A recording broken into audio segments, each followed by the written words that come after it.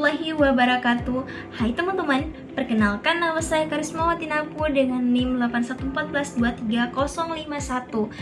Jadi di sini saya akan memaparkan materi tentang analisis 7 kasus penerapan Undang-Undang K3 untuk memenuhi tugas mata kuliah Perundang-undangan K3 dengan dosen pengampu Ibu Putri Ayuning Tias Madang, SKM MKK.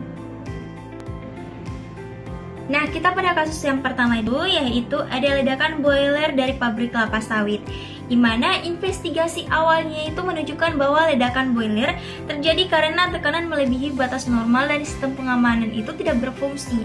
Nah, operator yang mengoperasikan boiler tersebut juga tidak memiliki sertifikat kompetensi dan tidak ada pemeriksaan berkala oleh ahli K3 pesawat uap.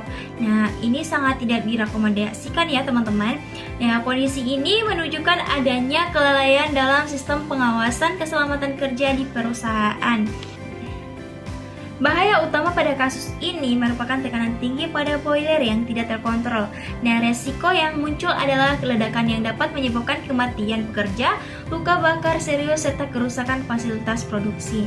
Selanjutnya yaitu peraturan K3 yang dilanggar dari ledakan boiler di pabrik kelapa sawit ini, yaitu ada Undang-Undang Nomor 1 Tahun 1970 tentang keselamatan kerja, di mana ini terdapat pada pasal 3, pengusaha wajib menjamin keselamatan tenaga kerja dan peralatan kerja.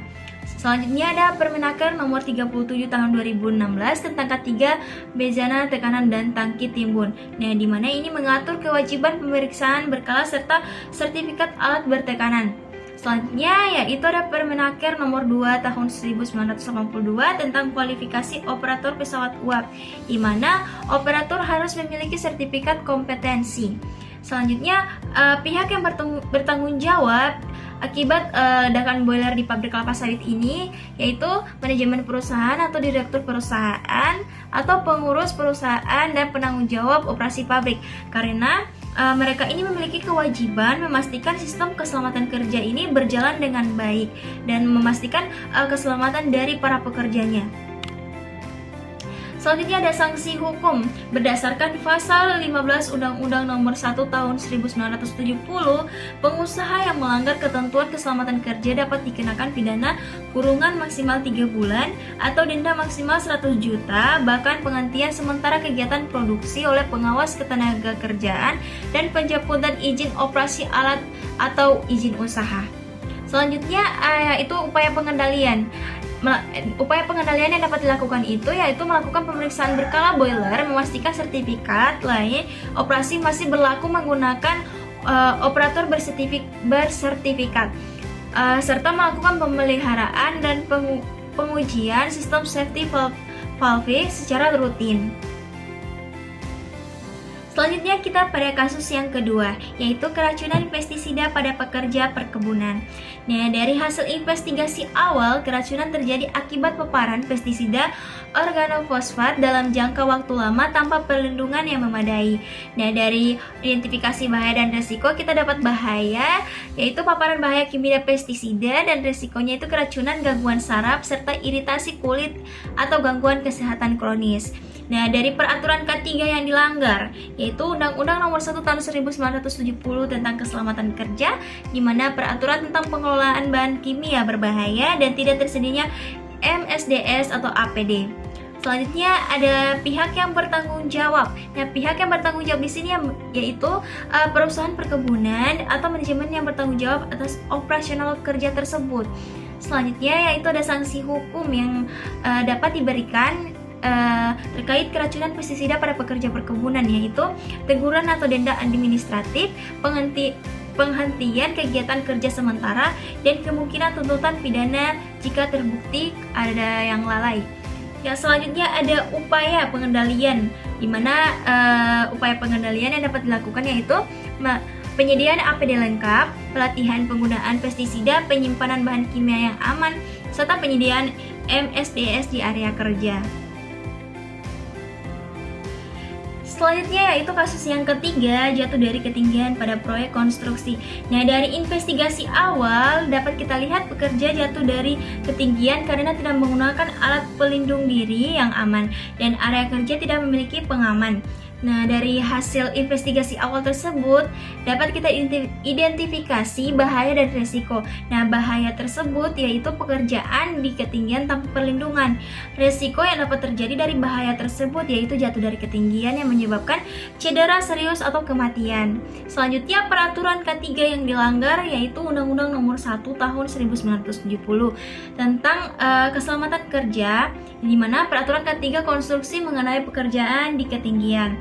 Nah, pihak yang bertanggung jawab dari kasus yang ketiga ini yaitu kontraktor proyek atau manajer proyek dan penanggung jawab K3 konstruksi. Sanksi hukum yang dapat diberikan dari akibat kasus 3 yang jatuh dari ketinggian pada proyek konstruksi ini yaitu sanksi hukum yang dapat diberikan yaitu penghentian proyek sementara, sanksi administrasi atau denda, dan kemungkinan tuntutan pidana.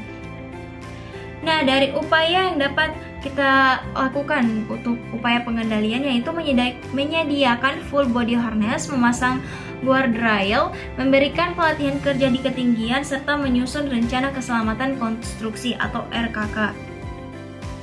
Selanjutnya kasus yang keempat yaitu kebakaran gudang bahan kimia, di mana hasil investigasi awalnya yaitu kebakaran terjadi karena percikan listrik dari instalasi yang rusak di gudang yang menyimpan bahan kimia yang mudah terbakar tanpa sistem pengamanan.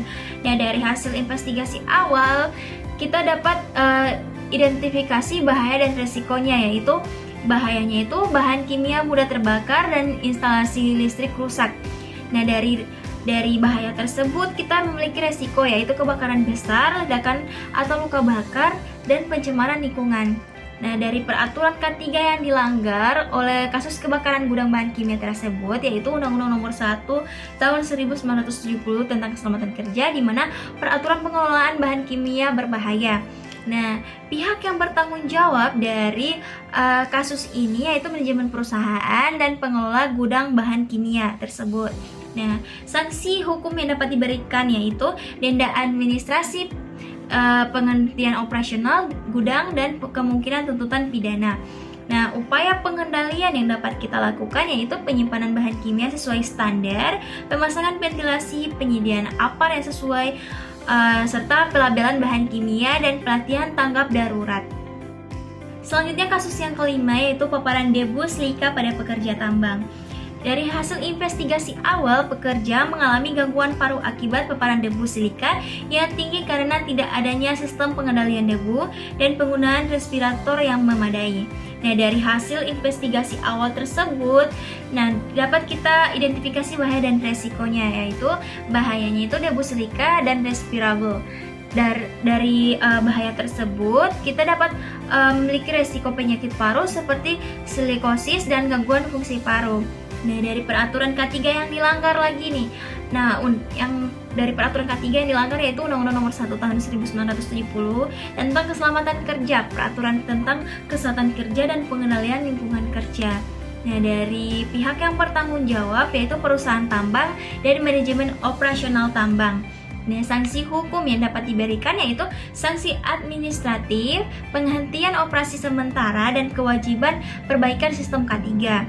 Nah, upaya pengendalian yang dapat dilakukan yaitu pemasangan dust suppression system, penyediaan respirator, pengukuran debu secara berkala, pelatihan K3, dan pemeriksaan kesehatan rutin.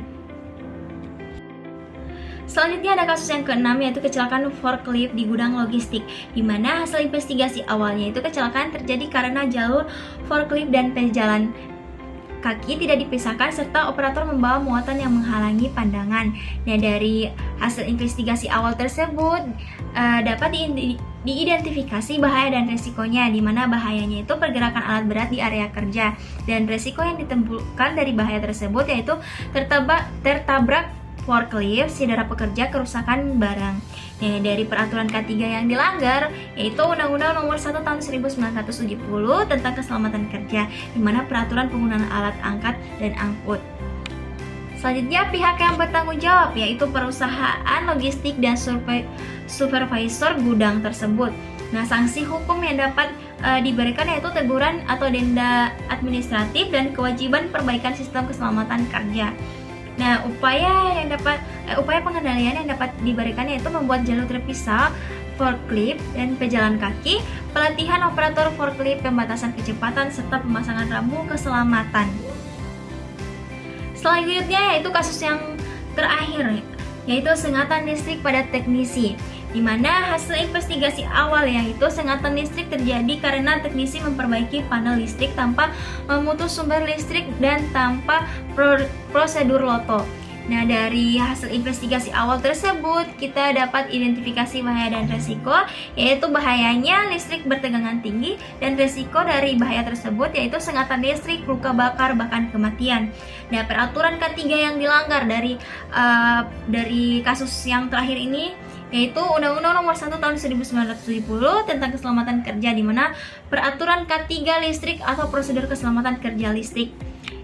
Selanjutnya ada pihak yang bertanggung jawab. Nah, pihak yang bertanggung jawab ini yaitu perusahaan pemeliharaan listrik dan supervisor teknisi.